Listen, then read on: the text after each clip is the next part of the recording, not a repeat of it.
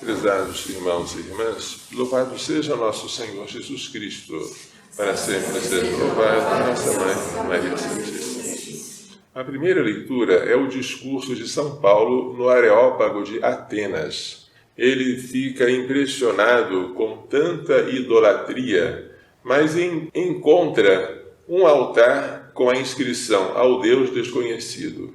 E parte deste altar para dizer: aquele Deus que vós adorais sem conhecer, eu vos anuncio. Como vai anunciar o Deus verdadeiro que eles desconhecem?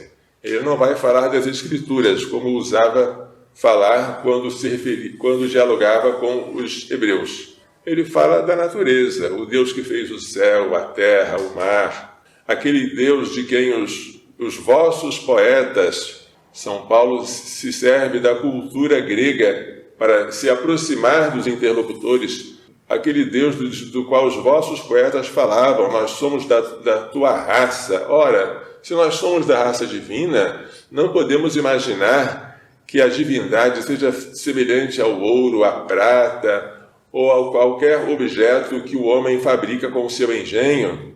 Então, Paulo convida os gregos a abandonarem os ídolos para servirem ao Deus único, que para eles é desconhecido, mas que Paulo quer revelar. Até aí parece que o discurso vai indo muito bem, mas um discurso não pode ser algo que não tenha um apelo à conversão. E quando Paulo fala da conversão, ele diz que haverá um dia em que um julgamento será realizado. Temos que nos preparar para ele.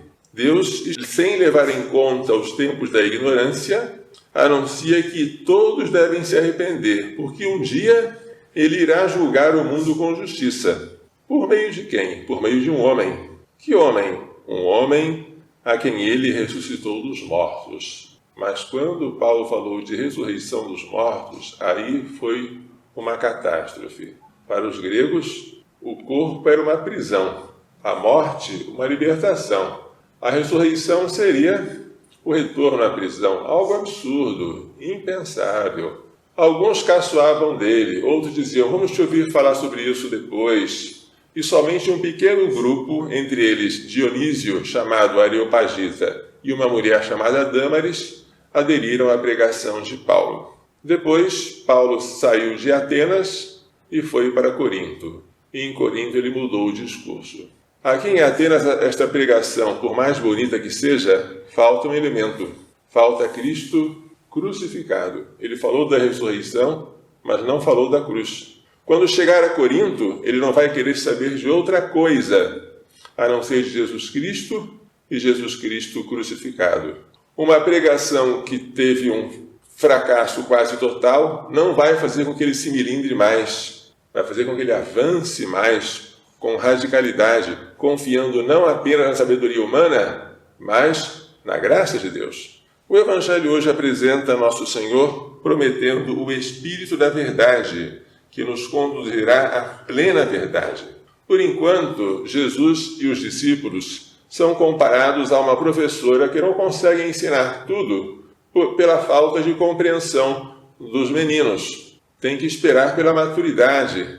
Assim, Jesus, que não pode falar tudo porque eles não podem compreender, anuncia que haverá uma época em que o Espírito Santo virá e revelará, conduzirá a verdade completa.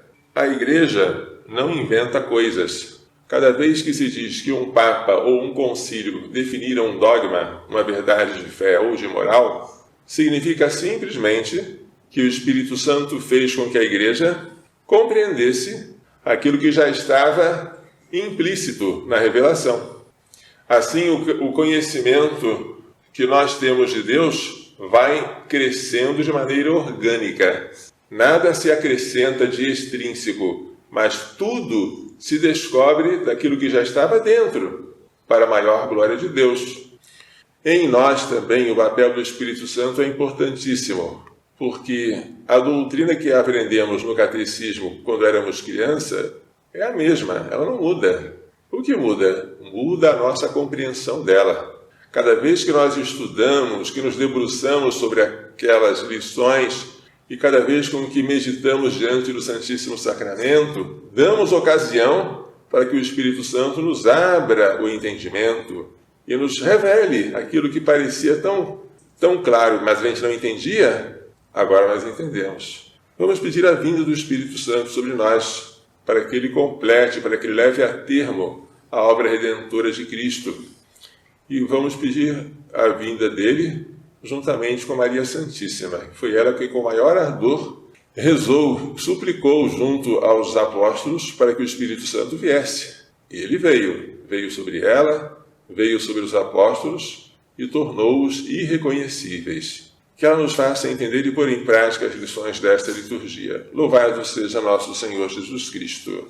Para sempre seja louvado e nossa Mãe Maria Santíssima.